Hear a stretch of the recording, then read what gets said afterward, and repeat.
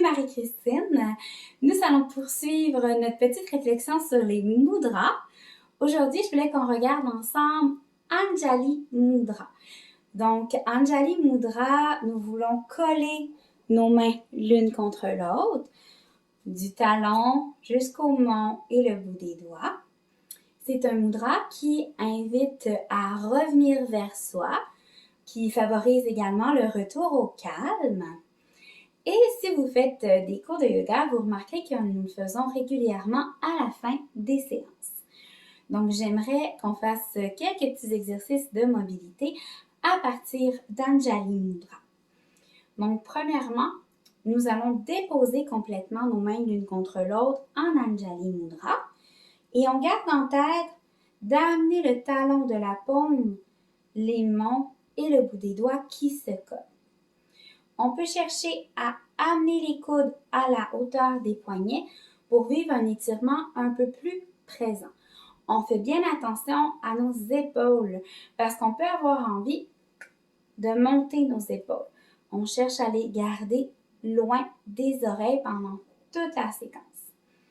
Donc, on amène nos mains et en gardant notre colonne au même endroit, nos épaules au même endroit, imaginons que nos bras sont sur un rail et on glisse nos coudes sur le côté sans bouger le reste du corps.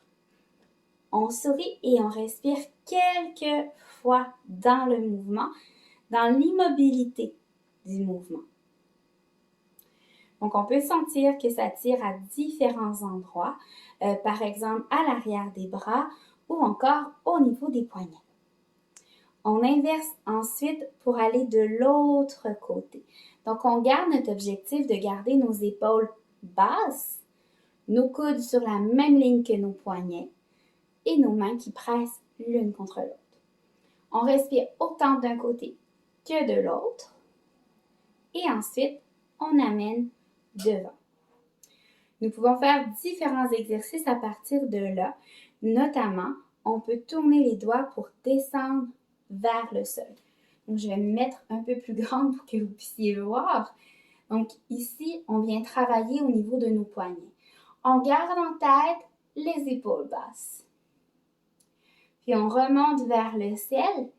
Et même principe, on essaie de faire la même chose, toujours avec les mains qui pressent, en l'amenant vers soi.